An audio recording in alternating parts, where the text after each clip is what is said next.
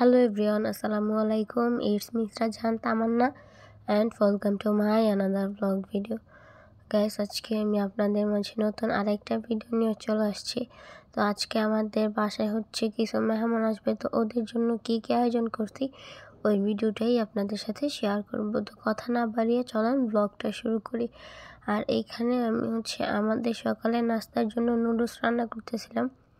আর আমি নুডলসে কোনো রকম কাঁচামরিচ দেইনি, তার কারণ ইবান খাবে, তো এর জন্য।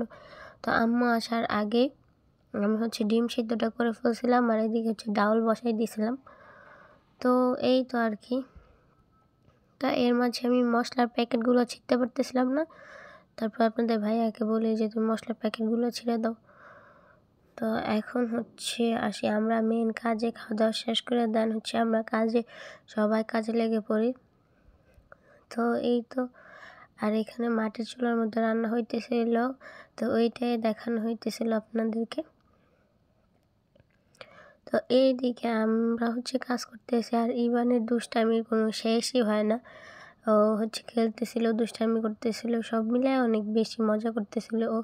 আর এক জায়গা থেকে আরেক জায়গায় আইসা ওর কিছুটা ভালো লাগতেছিল, প্লাস হয়তো বা ওর খারাপ লাগতেছিল, ওইটা আমরা বুঝতে পারিনি। তো এই তো আর কি, এখন আমরা রান্নার দিকে চলে যাই।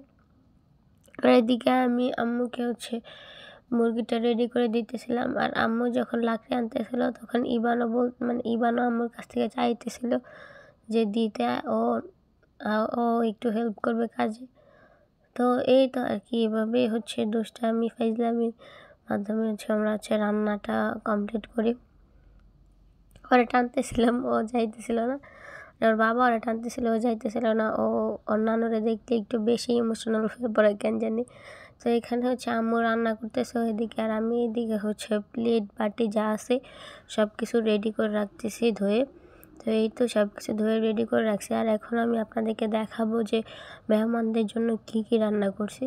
তো নিচে ছিল পোলাও, এখানে মুরগি, আর একটা সবজি করছিল আম্মু, আর ডিম, আর এটাতে এটা কি গরুর গোস্ত, তো এটা তো থাকেই স্বাভাবিক, সবাই জানেন। আর ডাউল মেবি মনে নেই আমার, হ্যাঁ এটাতে ডাউলই। তো আরেকটাতে ছিল পায়েস। এইটুকুই আমরা আয়োজন করছি ওদের জন্য। তো জানি না ওদের জন্য কতটুকু করতে পারছি বা কি।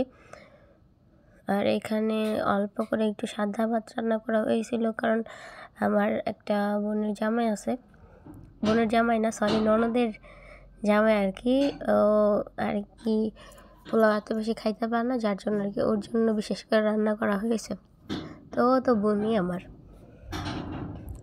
তো এই তো এখন আমার সব কিছু রেডি, গোসল করতে যাব। তখন আমার মনে হয়েছে, তো শসা তো সালাদ তো কাটা হয় নাই, তারপর আমি এদিকে সালাদ কাটতেছিলাম আর আপনাদের ভাইয়া এমনিতে ফাইজলামি করে ভিডিও করতেছিল। তো এখানে গোসল করে আমি রেডি হয়ে গেছে। তো মেহমান আসার কোনো খোঁজ খবর নাই, তো আমার কোনো কাজ ছিল না। তারপর ভাবলাম যে কেন না এগুলো একটু ডেকোরেশন করে দিই। তো এই তো মেহমান যাওয়ার পরে আমি অনেক বেশি টায়ার্ড হয়ে গেছি, তো আমি আর ওইভাবে আর কিছুই দেখাইতে পারি নাই। তো এই তো আমার ভিডিওটা ছিল এই পর্যন্তই। আশা করি আপনাদের সকলের ভালো লেগেছে।